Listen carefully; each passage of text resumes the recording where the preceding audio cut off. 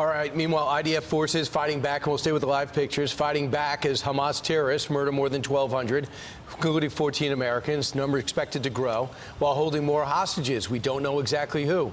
Desperate parents, including our next guest, frantically seeking answers for their children, like 19-year-old Itay Chen, still missing in Israel, and demanding the White House do more to find them. Itay's father, Ruby Chen, joins us now.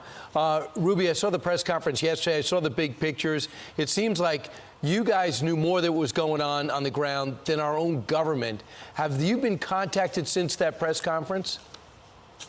Yeah, it's been taking them some time to mobilize themselves. So initially, the level of contact with the U.S. Embassy, State Department was a bit minimal.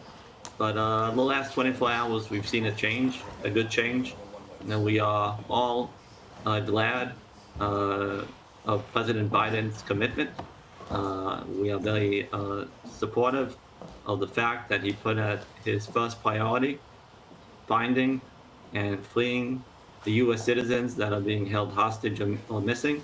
We just want to make sure that President Biden and Secretary of State indeed, make that commitment and act on it. I know I had Robert O'Brien on, who used to do hostage negotiations with the previous administration. He says it's time to immediately get our hostage teams and our FBI into country, and that's before we knew that Americans like your son were taken. Your 19-year-old, he served for 1 year.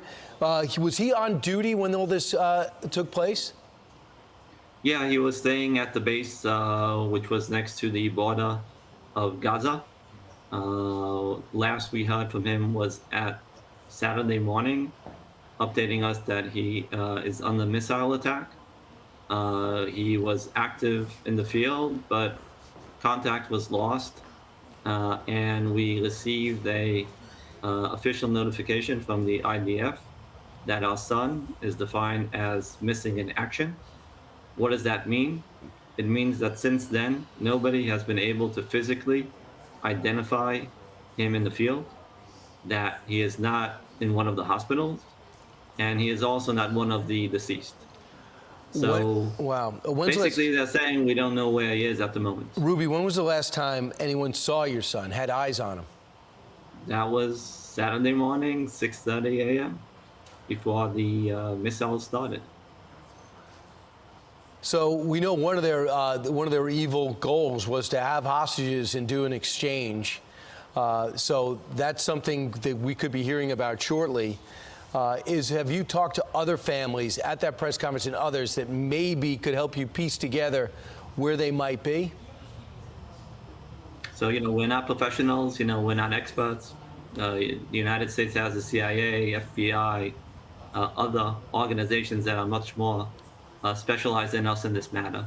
At the end of the day, we're simple folks, just want to go back to doing simple things and enjoying the simple occasions that families do. My youngest son, alone, is celebrating this weekend his bar mitzvah, which is a Jewish ceremony that a young man becomes a man. And the idea was that our son Itay was staying on the base the previous weekend in order for us to be able to celebrate as a complete family this weekend. We still have hope that simple celebration, we could have that in the forum that we intended it to be. So for you personally, what have these last 5 days been like? I think President Biden, talked about it, black hole in the soul.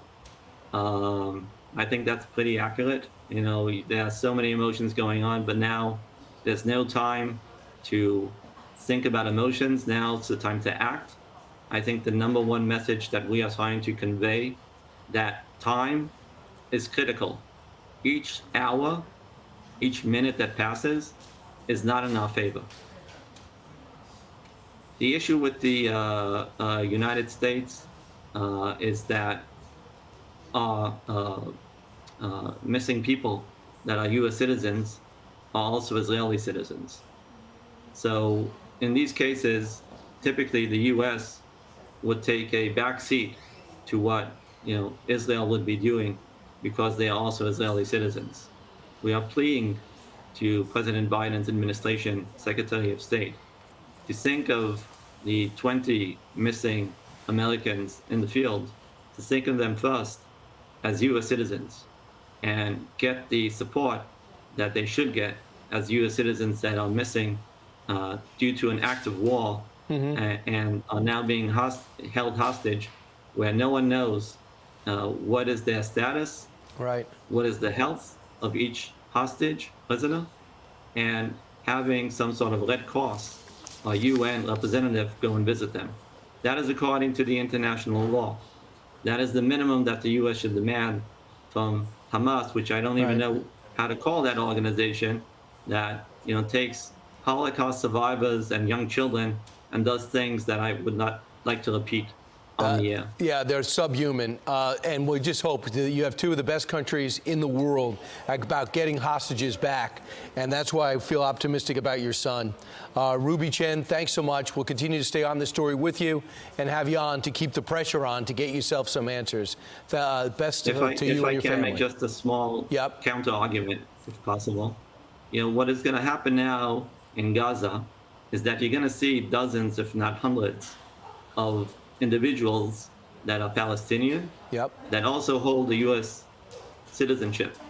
And they will be approaching the U.S. and begging them to take them out of Gaza. So they ask themselves to be seen as U.S. citizens first.